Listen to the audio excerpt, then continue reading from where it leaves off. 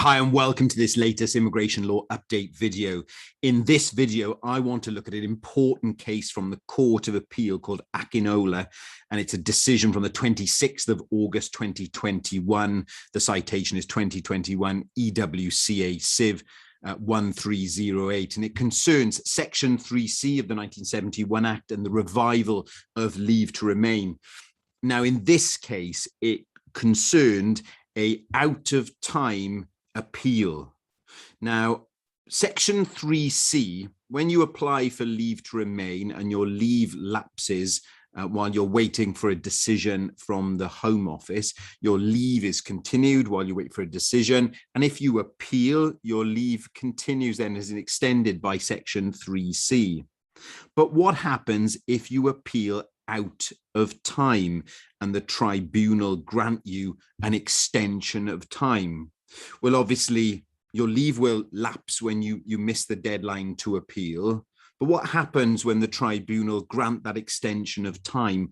Well, in this case, the Court of Appeal found that your leave is revived at the date when your notice of appeal was filed, not the date when the extension of time was granted.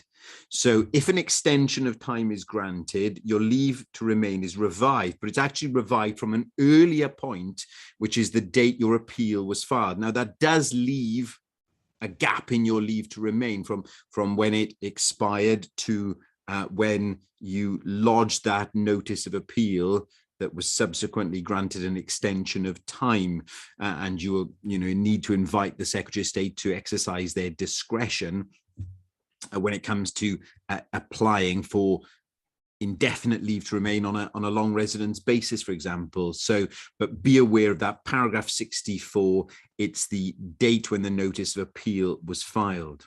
This case importantly goes on to look at what's the effect of quashing of decisions, withdrawal of decisions, or reconsideration of decisions. Well, we're saying in an application for judicial review, the Secretary of State's decision is quashed.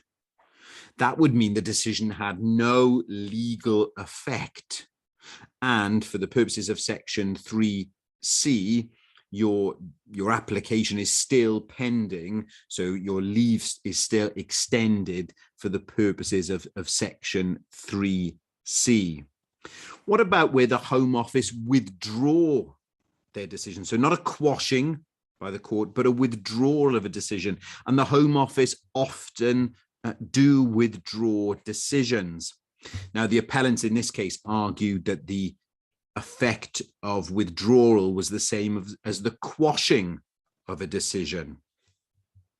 The Secretary of State's position was somewhat different and says, well, the withdrawal of a decision does not involve an acceptance that the decision was a nullity or deprive the decision of a legal effect for the time it was made. So the Secretary of State argued that this leave would be revived from the date the decision was withdrawn. In these cases, you'd be looking at a case without a right of appeal. So your leave would have lapsed, and then subsequently you challenge the decision to refuse you leave to remain, and then the Secretary of State withdraws it, and then your leave is revived from that date of withdrawal. So there is again a gap, but the Secretary of State's policy says you shouldn't be disadvantaged in terms of immigration applications by that gap that arises between your refusal and your leave lapsing and then the withdrawal of the decision. And the Secretary of State's policy is cited by Sir Stephen Richards at paragraph 67, and he agrees with the Secretary of State's position that its withdrawal of decision is not the same as quashing, and leave is revived from the date the decision is withdrawn. And obviously the policy says somebody shouldn't be disadvantaged for any gaps. What about where the Secretary of State, let's just go back one, reconsiders a decision? Well, a reconsideration is distinct from a withdrawal.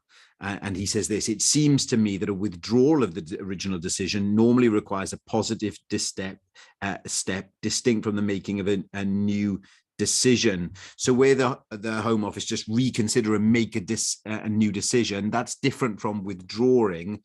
And he says that a reconsideration has no effect on Section 3C leave. So often in proceedings, the Secretary of State will just reconsider and issue a supplemental decision that has no effect on Section 3C leave because the original decision still stands and has not been withdrawn. So this has important implications, particularly for people applying for indefinite leave to remain and whether there's gaps in their residence. And I think it's also important where you've perhaps launched judicial review proceedings and the Secretary of State issues a consent order and wants to either withdraw or reconsider. And it's important, perhaps you need to make sure in your consent order you get the decision is quashed to make sure there's no gap at all. Or, is the Secretary of State just offering to reconsider, or are they actually withdrawing the original decision? Do you need to make sure it's recorded?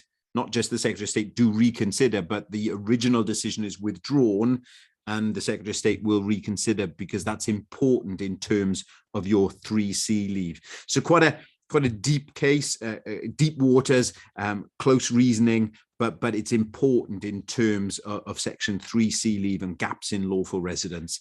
I hope that's helpful to you. I'll put the links below this video. Thanks a lot.